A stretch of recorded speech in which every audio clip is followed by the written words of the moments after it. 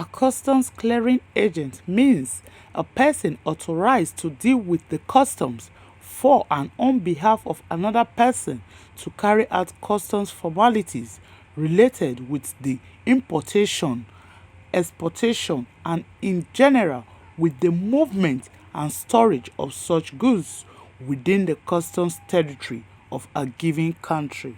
In order to get the services rendered by a licensed custom broker, Adisa Olamilekan, founder, convener, Nigerian Economic Growth Movement (NEGM), in this interview with Alhaji Sulaiman Ayokule, the MD CEO Suleiman Marine Global Limited, spoke on the current port issues and the fluctuation of dollar. Sulaiman Ayokule, CEO, Managing Director of Sula Marine Global. I'm also the SSA Media to the President of Association of Nigerian Licensed Customs Agents. 365 days of Controller General of Customs, Alhaji Bashir Adewale Adeni, his appointment is not by accident, by President Bola Ahmed Tinubu. He's a square peg in a square hole. It is obvious. The facts and references are there. You could imagine within his 12 months in office, which is 365 days, he has made revenue that is not less than 4.4 trillion naira. It is novel, it has never happened in the history of Nigerian Customs Service. Remember that the federal government of Nigeria doesn't joke with the revenue of Nigerian Customs Service, because that is the topmost revenue generating agency for the Federation. Also, their job does not stop in revenue generation. It includes border policing. You can see how he has been working tremendously with all his command controllers. Of recent, containers of arms and ammunition were impounded and detained at Tinkan Island port. So also some other ports. And without him being a square peg, he wouldn't know those to appoint to man these vital positions. I'm saying he is a square peg because of the immediate past.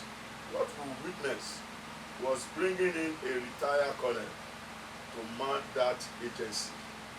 And this is an agency that needs someone that is a thorough breed within the system. And if you don't have such a person at the helms of affairs, then you have problem down the line. The bottom line and the conclusion is that Controller Bashir Adewale Adeni, the CGC of Nigerian Customs Service, is the perfect man to man that position. Thank you. Experience, it's not just, I want to make some comparative analysis between the present CGC and some that have occupied that office. Why am I saying this? I've been in the system for over 3 decades. And when you look at CGCs of Nigerian Customs Service, sometimes the appointment will be based on political consideration. Sometimes it will be based on economic and on merit, just like this of Controller General Adewale Adeni. Like all of us in the system knows which among them fit that position perfectly. We must make considerations to how they were able to relate with the stakeholders, how they were able to generate revenue seamlessly without frictions. Of course, you can't rule out bad egg in the system, but when you have the majority working with interest of making the command, of making the service grow beyond where they met it, you give kudos to the head and also appreciate the officers. I have been an operational manager for many years. I have been supervisors. Now I'm an MD, a CEO. And that is why I'm telling you that we are thoroughbred, we are practical agents, foot soldiers that knows the difference between white and black in the system. Makes things extremely difficult for predictability. Importers works unpredictable, just like a budget. As you are making your budget for importation, things that will come into the country in the next 6 months, in the next 1 year, of course some of them must have been in the pipeline of budgeting. You can now imagine when you budget that your consignment that will be coming in 3-4 months, you will have done all your calculation based on prevailing exchange rates. But imagine on arrival, you will now be faced with an exchange rate that will have skyrocketed. And even on arrival again, if a consignment arrive, consignment A arrive on the 1st of this month, you find out you even paid lesser than someone that will have the consignment arrive the following day. Why is this? Because of the floating exchange rate. Remember, you are going to the same competitive market.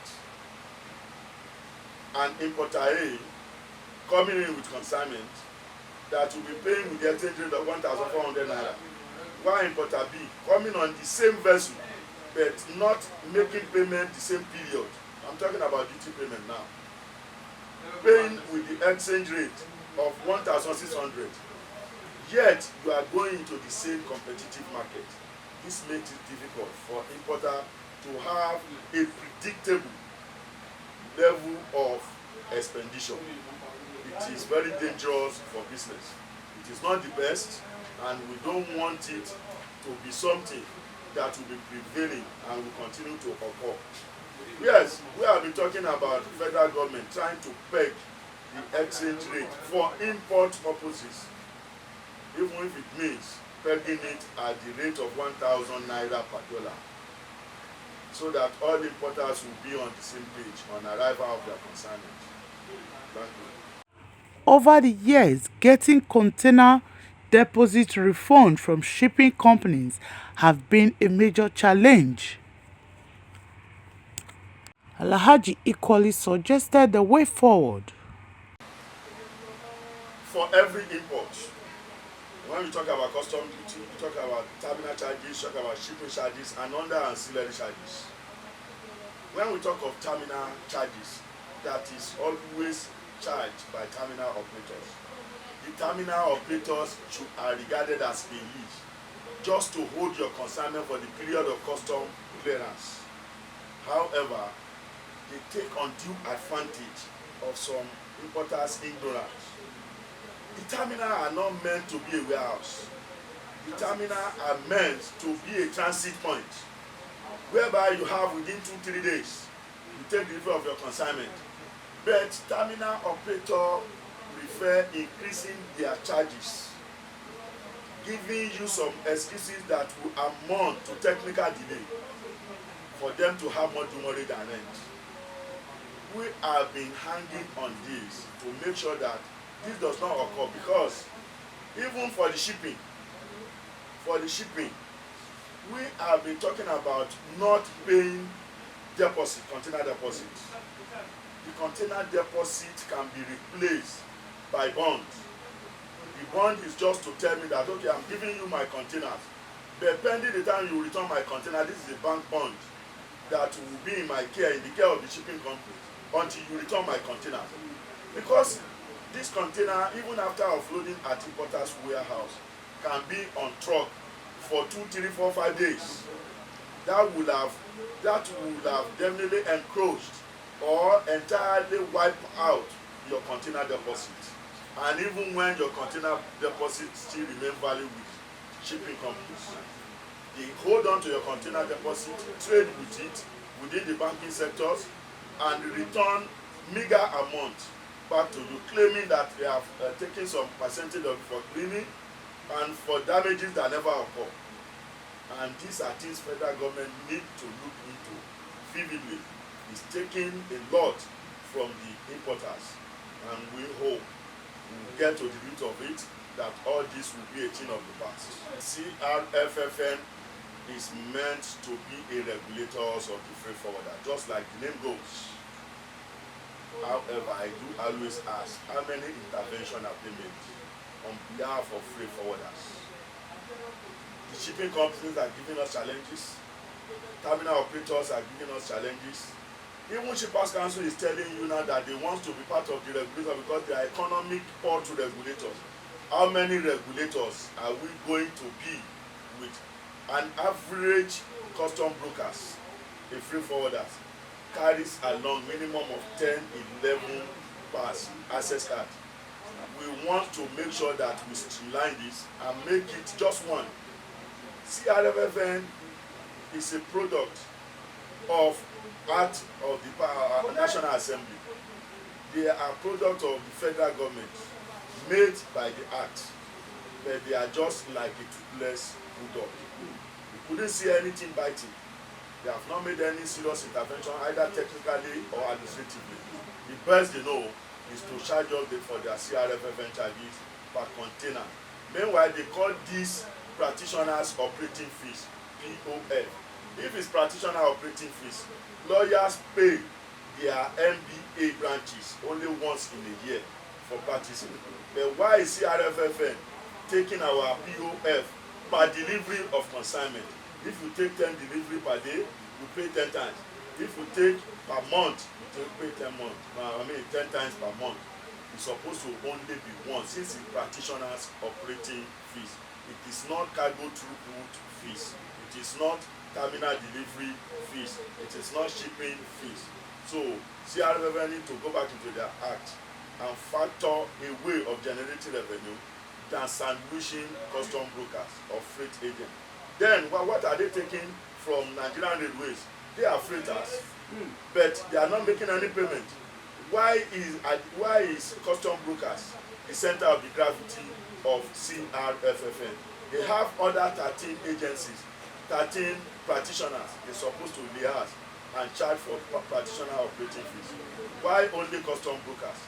They will pay to Nigerian Customs Service in terms of duty, we pay to shipping company, we pay to terminal operator, we pay to Nigerian Port Authority for renewal of our licenses. Shippers Council is asking us for the same.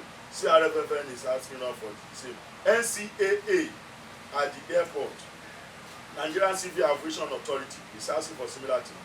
Federal Airport Authority of Nigeria asking for similar things. We are tired, we are over-regulated. And meanwhile, we know how much you pay for renewal of our licenses through Nigerian Customs Service on a yearly basis. If you don't do it and it clocks off, you cannot even renew once it is like 3 years.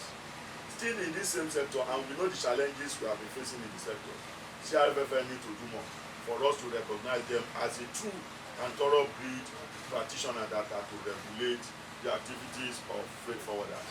Thank you.